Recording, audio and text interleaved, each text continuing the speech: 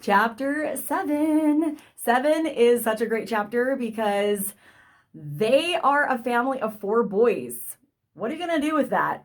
How are you going to have children? You can't procreate with 4 boys. So Lehi tells the boys, hey, you need to go back to Jerusalem and get wives. No complaining there. They go right away and they're like, yeah, we're going to go back to Jerusalem and get wives, which I think it's kind of funny that they're like, yes.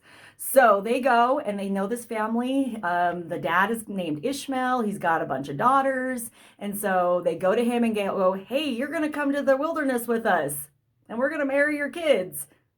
I would think that would be a little weird, right? He's going to be like, why would I do that? Why would we do that? But the Lord softened his heart, as the Lord does, and he says, sure, we're going to go do that. So he packs up his house and they follow the boys into the wilderness to go meet up with Lehi.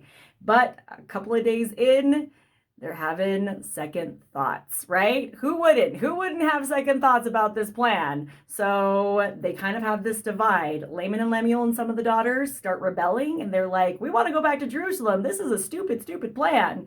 And so they just kind of said, no, I don't want to do that. And Nephi, it feels like he finally just doesn't snap. It's not like he got angry, but it feels like he just goes, what? And so he kind of monologues a little bit in the next few verses. He just goes, how do you not remember what the Lord has done for us?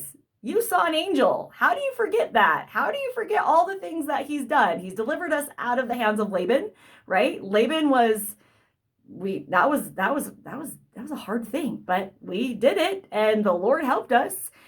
All of these things, like we're not going to get destroyed in Jerusalem. We got out before that's going to happen. So he kind of monologues and is just like, you guys are stupid. Like, why do you keep forgetting that the Lord knows the plan? Follow the plan.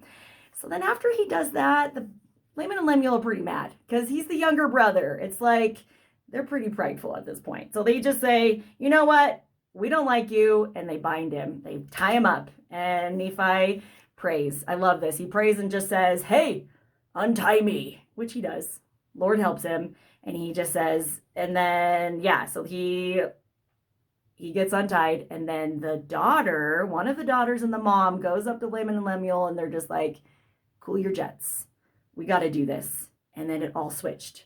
It all just like they snapped out of the rebellion, right? And then they're really sad that they did that, so they asked for forgiveness. He frankly forgives, which I love that in 21, frankly forgives. And then Nephi says, you need to pray. Pray for forgiveness because you keep doing this, Laman and Lemuel. You keep rebellion. Like, stop it. And so then they meet up with Lehi, and they give thanks. So they got their wives. They got their daughter. They got the daughters of Ishmael. Super cool. So what can we learn from this? Well, forgiveness is a huge deal and following God's plan, right? God knows. God always knows. His timing might be like something you're really into. Sometimes we have to wait longer for that answer, but it's going to come, and God has a plan for each of us.